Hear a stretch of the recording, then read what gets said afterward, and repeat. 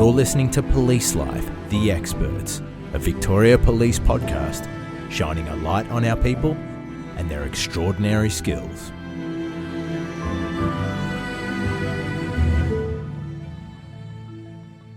This episode contains graphic references to murder and sexual assault. Listener discretion is advised.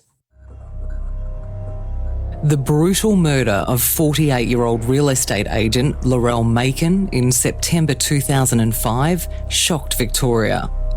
It struck at perceptions of safety in the community. A mother of two going about her daily business in Melbourne's Outer West was chosen simply for how she looked. Murders without apparent motive are the hardest to solve, but Victoria Police Homicide Squad detectives found and arrested the killer just 24 hours after the murder. For the first time, the investigators on the case tell their story of locking up Lorelle's killer. We set up a command post and the on-call pathologist had come out, a very experienced pathologist, and he came out and he examined the bathroom and he was kneeling down doing what he was doing, and he looked up at me and he just said to me, "Stephen, if you don't catch who's done this, it'll happen again." And his eyes were welled and he looked like he was overcome.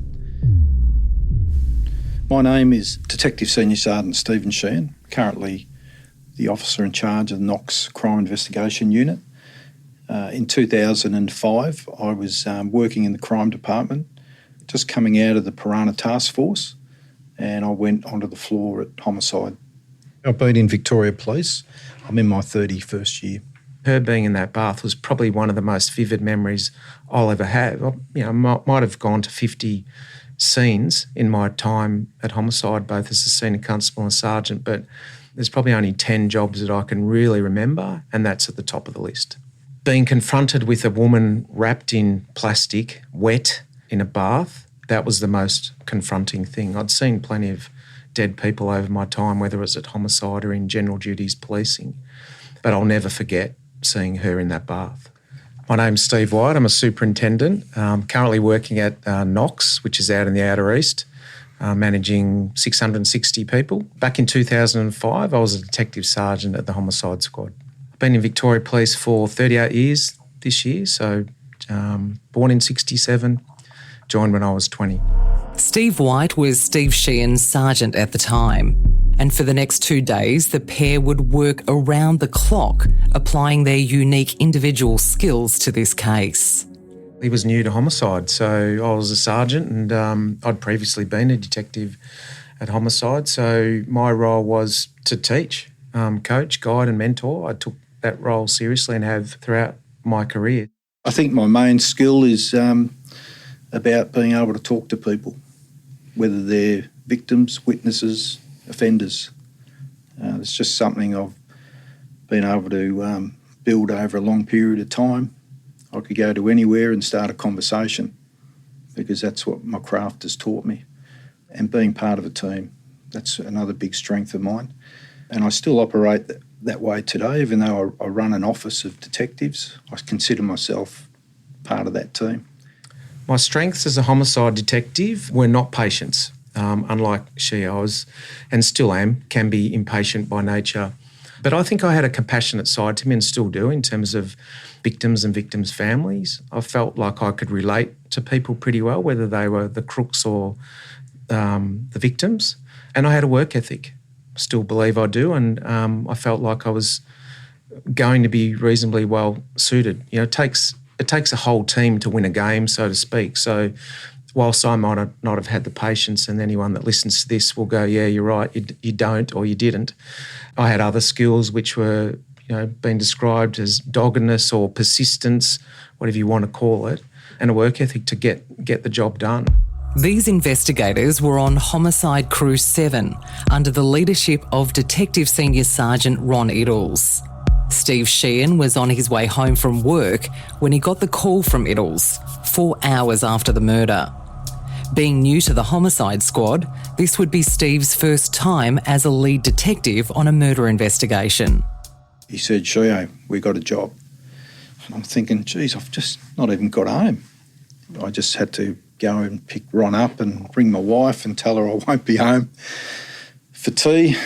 And when I picked Ron up and we drove out to Milverton Street in Melton, and he briefed me up whilst we were going out there. We were just told that someone had located Lorelle. She had been missing because she hadn't got home after work. Her diary was on her desk. It just said 30 Milverton Street. It didn't say what she was going to do there. She was located in the house, face down in the bath, wrapped in plastic and tape, and her head was bound. Her lower garments were removed, and as Stephen said before, she was quite damp. She was wearing a vest, from what I remember, a navy blue vest, a company sort of vest. And we later learned that was the offender washing her down to get rid of evidence. The initial action at any scene, doesn't matter what offence you're investigating, it's critical. And young detectives are taught today that that's your starting point. It's vital, because you don't want to be going to a scene and having to try and catch up. As a homicide detective, you want to be going to a scene that's been locked down. People have been removed. If there are people in the scene, and one entry, one exit point, a log is commenced, and exhibits are preserved, and forensic procedures are followed. A motiveless murder is one of the hardest crimes to solve. Steve talks about that first period of time when you're investigating. It's really a information gathering exercise to find out as much as you can about the scene, the deceased, connections, whether they're a crook themselves or not. So this particular job was, early days, probably going to be one of those long-winded investigations, because we're looking at it going, well, how did this happen? Who's done this? This is going to be a difficult one to solve. And if not for the ex-partner of the accused, we may never have solved that job. That's the reality. But that vital information was still 12 hours ahead of the investigators. In the meantime, they processed the scene for clues to Lorelle's final moments. It was believed she had gone to Milverton Street to show a prospective buyer a house for sale. It's not a scene you'd visit every day. It's not something, even at homicide, it's some scenes you go to can be very ghastly, a lot of blood. But this particular scene, there wasn't a lot of blood or anything like that. There was evidence of an assault on the carpet area outside of the bathroom. There was evidence that she was fighting. She was fighting for her life. When I looked at that scene, I naturally thought, something done by a pathological killer, In layman's terms, a pathological killer is an individual who cannot control their behaviour, and they're likely to continue their compulsive offending until caught. Their crimes bear the hallmarks of specific fantasies or obsessions.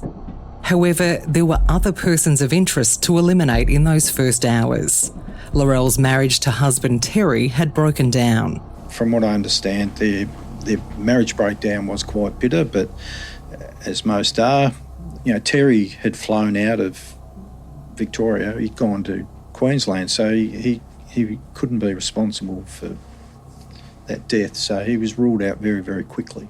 If you can imagine, with some of the more high-profile murders, you get lots of information coming in, and you just have to methodically work through, and often it's about alibying people. And so you've got to get phone records, so there can be a lot of detailed investigation going into just one person nominated that may have had nothing to do with the crime. And that's the unseen stuff that detectives often do in homicide. As evening fell on that September night, investigators received their first serious lead from the local General Duties Police. It was cold, dark. We were in this van, a command post, and The night shift members had rolled up, and we were in there trying to come up with a plan and discussing what we knew then as an investigation team. And I remember they come in their big jackets. They come in and they said, "Oh, have you looked at this bloke?" And that they mentioned the entity who had an infatuation with real estate agents, and they were the ones that put us on to him. And then when we'd done some checks and found that he had a prior for rape, we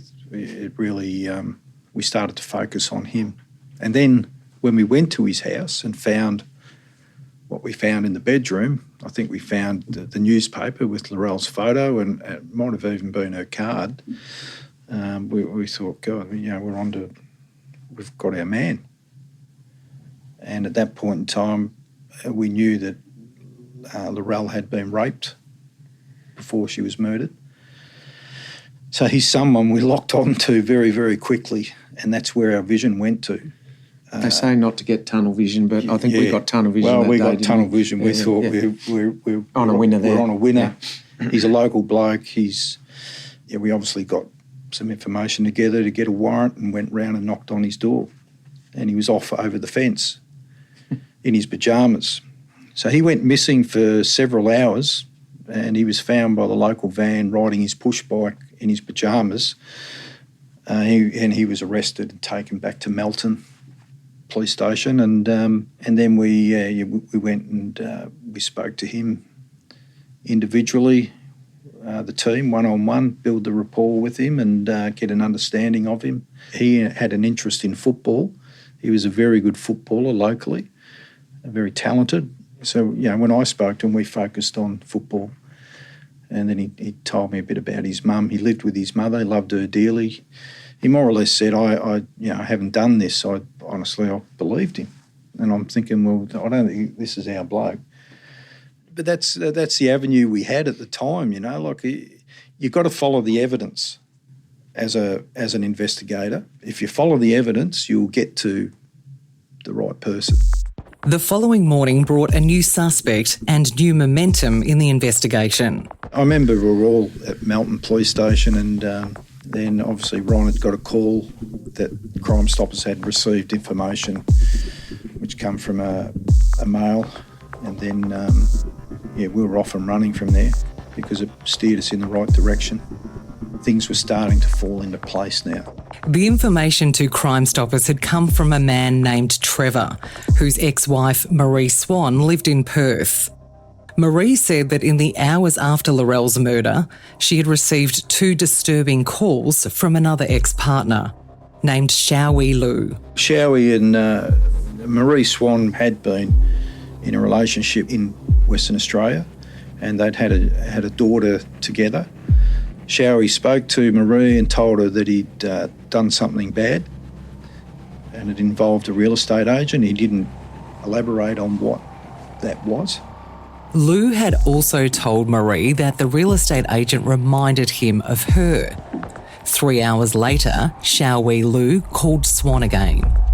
I think he indicated to Marie that he wanted to give things to their daughter because he had done something wrong and he wasn't going to see her.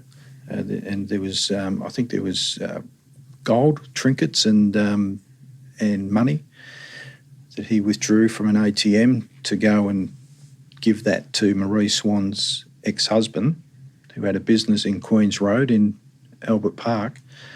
And then he was going to go and hand himself in.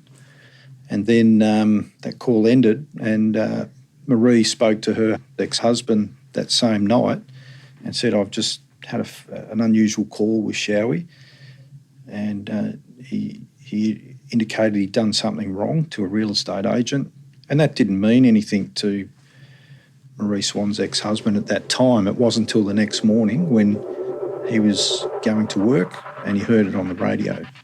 Police don't believe 48-year-old Lorelle Makin knew her killer. The mother of 2 was found in the bathroom of a vacant home she was trying to sell, face down and strangled. And he put 2 and 2 together. He thought, that's strange, and he rang Crime Stoppers. Later, investigators discovered through an emergency phone tap that Xiao Wei had also called his mother in China to say that he was coming home. Ron Iddles had rung Xiaoi's mobile and left a message. And at that time, Xiaoi was at the Melbourne airport looking to get out on a one-way ticket.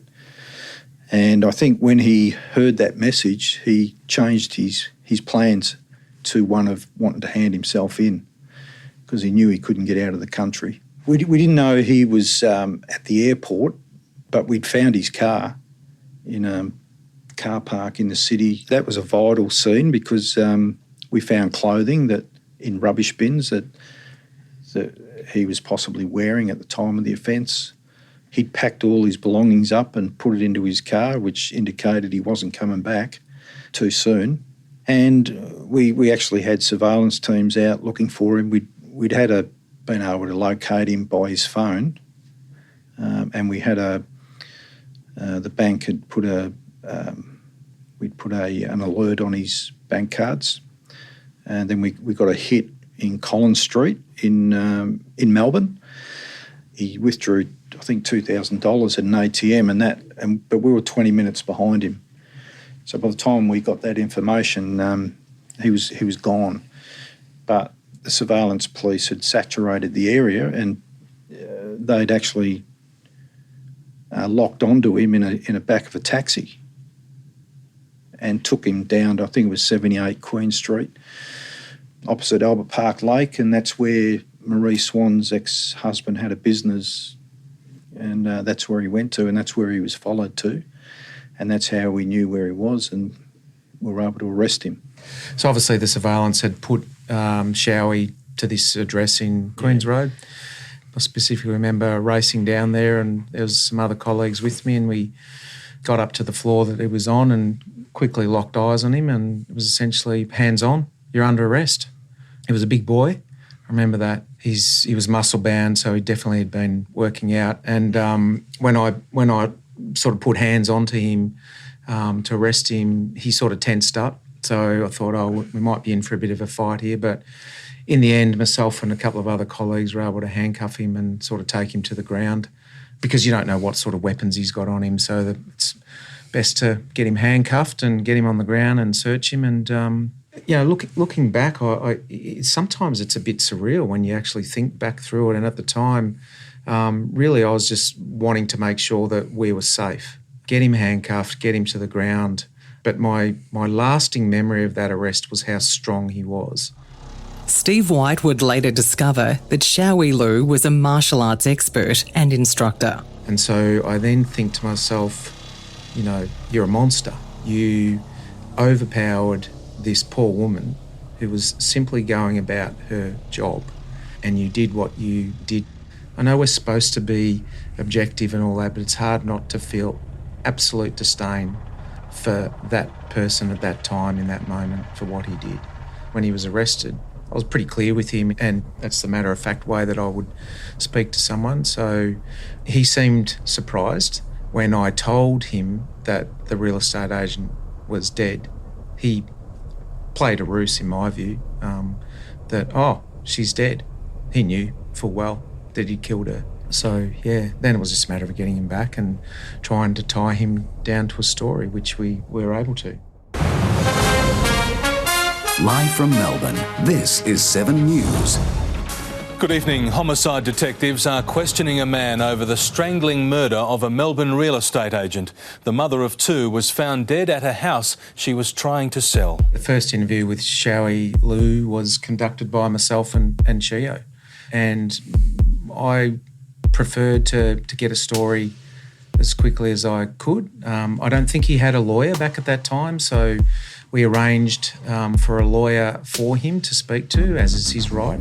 He knew he was under arrest for murder. I told him that very clearly, so there was no surprises at the scene. He knew why he was in the interview room. So it's an opportunity to press record and actually see if we can tie him to a story pretty quickly. And we got some good conversation out of him in that interview. Steve White tied Lou to a story that he had not gone to the home ready to rape and kill Lorelle. This sudden anger just burst out from me. I just exploded. Lou admitted that Lorelle had shown him another house at an earlier date. Did anything happen that time when she showed you through the house? No. That's why it was very strange, because I was fine. And I was happy what she had shown me, and we left happily. I don't know, just last time I don't know what happened. Through the interview, Steve White maintained eye contact and asked short, direct questions. Steve Sheehan sat alongside taking notes, leaving the questions to his colleague. Do you want my honest thoughts? I was shitting myself because it essentially was my first homicide interview where I was the informant. Stephen was the lead in the interview, but I'm in there learning, and thinking to myself, God, I don't want to say something wrong, but I was learning from the master because he was my mentor. He's the one I gravitated to. He's the one I learnt from whilst he was in the team. I always say a homicide interview is no different to, because I'm more experienced now, interview for theft. It's just about rapport building and getting an understanding of what has happened. Some people will talk to you, some won't. And that's where it was vital with Stephen's experience to lock him into a story. He was never going to tell us what he did, but he told us he was there. He said he couldn't get an erection. Well, what's his old fella doing out in the first place? So then he's sort of, involving himself in the offence without giving you a full admission. Well, his story was, somewhat of a watered-down version to what the crime scene might look like. He tried to tell us that his erection wasn't able to be sustained whilst he was raping Lorelle, but I don't believe that for 1 minute. Here's a woman that's washed down in a bath. It's odd to find a victim wet when you get there hours later after they've been located. So to me, he was definitely trying to, conceal evidence. So he tiptoed around the motivation, I would suggest, for a bit, but I felt like we got sufficient enough out of him in terms of the fact that he was there, he tried to rape her, he'd strangled her, he tried to play it all down, but in my mind, that was enough. We were going to charge him with murder. With him, whenever we directed towards the assault, he just indicated he blacked out, he can't remember. And as Stephen said, the fact he put himself there is vital. The fact that he said that he had an erection is vital towards the rape charge. He says he didn't rape her, but that was a lie because we could prove different. So we found him to be a liar in some sense, and he showed a consciousness of guilt, which we were satisfied we had the right bloke. Forensic scientists will conduct DNA tests on a man charged with killing a Melton real estate agent. 33-year-old Xiaoyoi Li of Sydenham appeared in the Melbourne Magistrates Court charged with the rape and murder of 48-year-old Lorelle Makin in a house she was trying to sell. His lawyer told the court Li has severe psychological problems and has not made a plea. The investigators then set about building a profile of their suspect to demonstrate his motive for killing Lorelle and the image of a calculating, premeditated killer. When he separated from Marie, he came to Melbourne, and he's very, very much an isolated person. Didn't have a lot of friends. He was importing China. He had a business, but every business he tended to start failed. It was no different with this particular business he had running. But what I did learn about him, he had sexual fetishes, and he was just a bizarre character, to be honest. So when we went to his house and did a search warrant there, we were able to locate things relevant to what we found in his car, a backpack containing ties, cable ties, the masking tape that we found on her body. They're all items we found in his house as well. And obviously with his computers, and then we interrogated them and found a lot more about him, which was, sort of went to the heart of why he did what he did. think there were 6,500 pornographic files. We'd found that he had deleted particular websites and rape sites he'd actually gone in and deleted, and we were able to retrieve them back.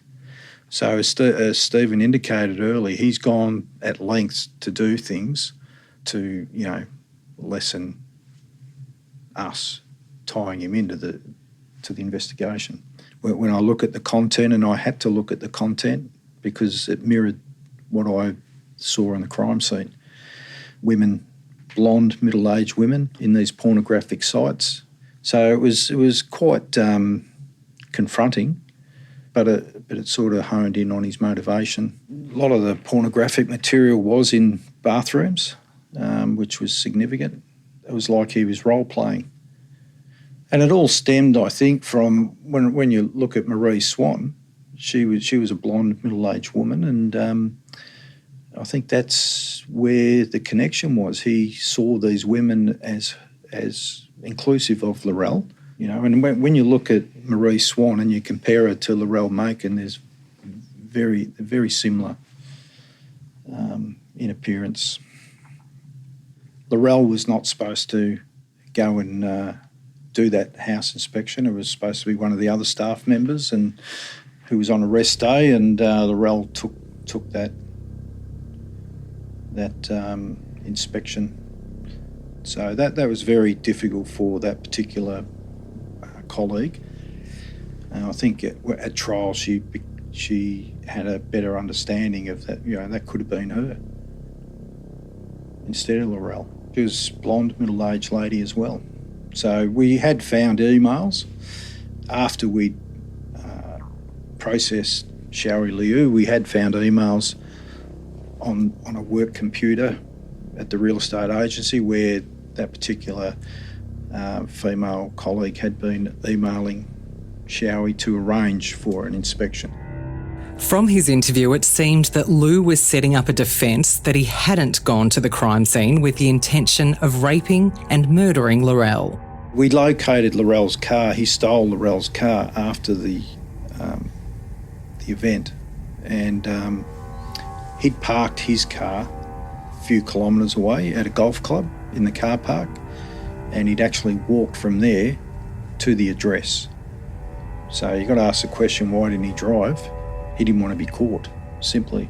So he stole her car and drove it back to the golf club, where he got into his own car and was able to get away.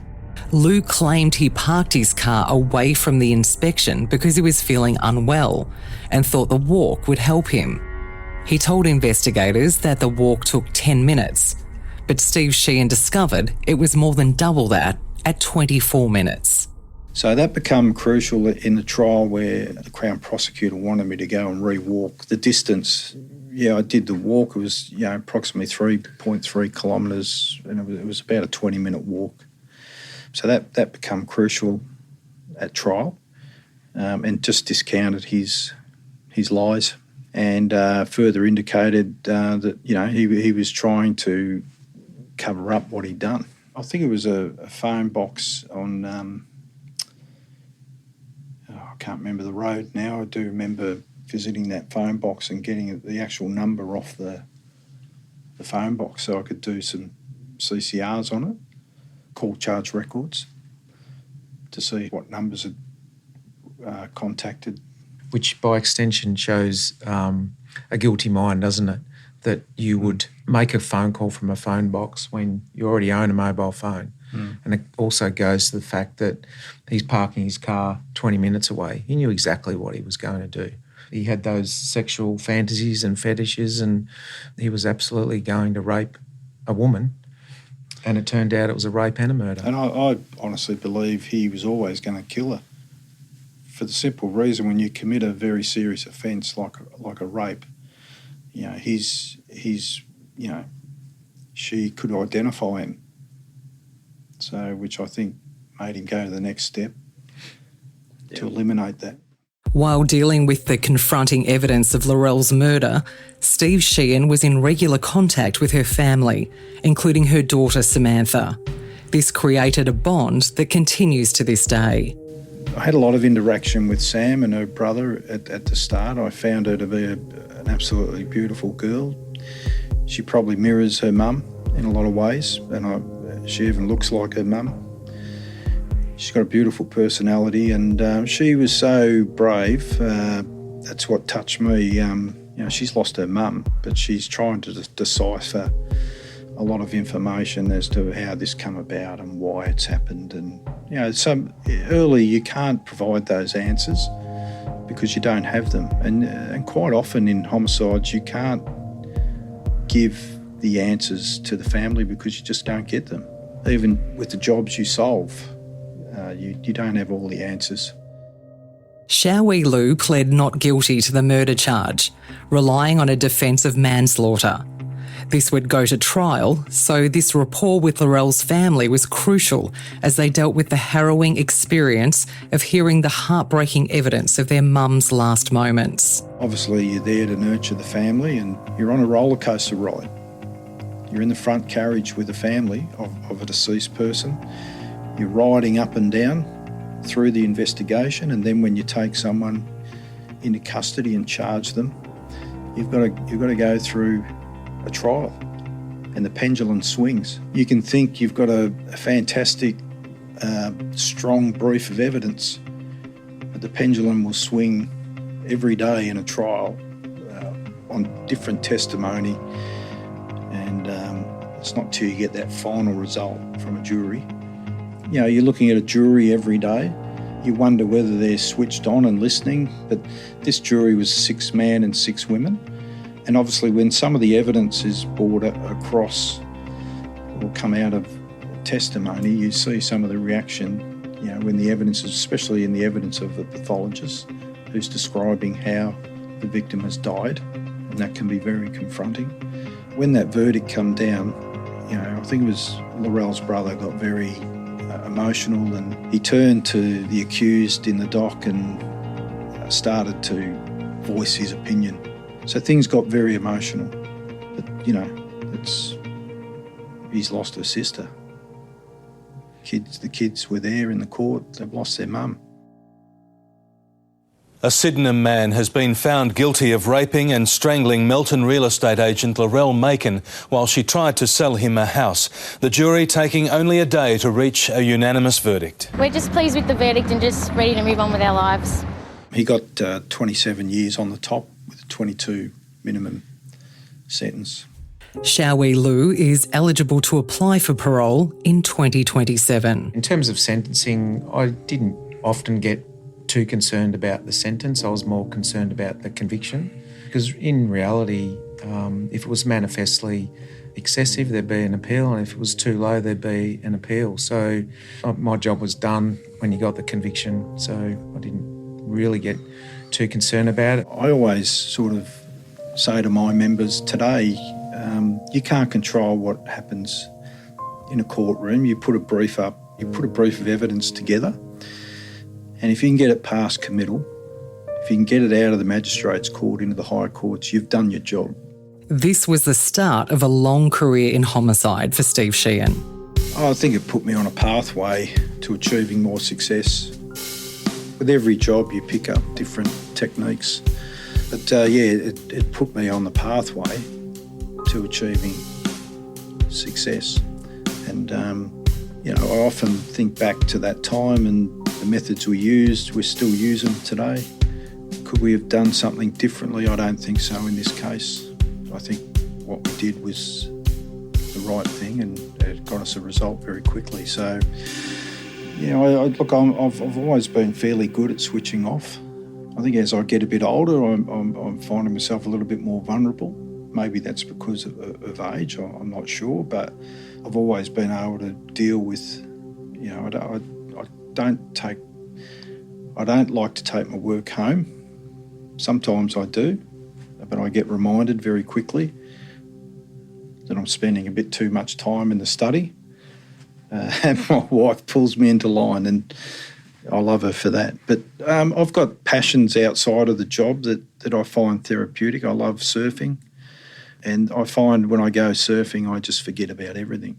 I just look to the next wave, and the waves just keep coming, don't they? The tide goes out, but it comes in. And so I think you've got to have fundamentally you've got to have those things in place to make you not think about it too much. But when you're in it, you engage yourself and you give it your all. Running was my thing, so I enjoyed sort of keeping fit, and that was my sort of release. So I think everyone's different, and that's the good thing about this job and my time at Homicide was, the people that you work with, the personalities that you come across, the jobs that you attend, they're memories that will last forever, even though my memory's not as sharp as this bloke next to me. I have very fond memories of my time at the Homicide Squad. It's not all beer and Skittles, like for that 2 days we probably didn't get a wink of sleep, but the satisfaction of solving a crime, whether it's a family violence crime at a local level or a Homicide Squad, you can't buy that. It's a massive part of my career is making people accountable. I'm there to uphold the law. If you break it, I'll catch you and I'll make you accountable.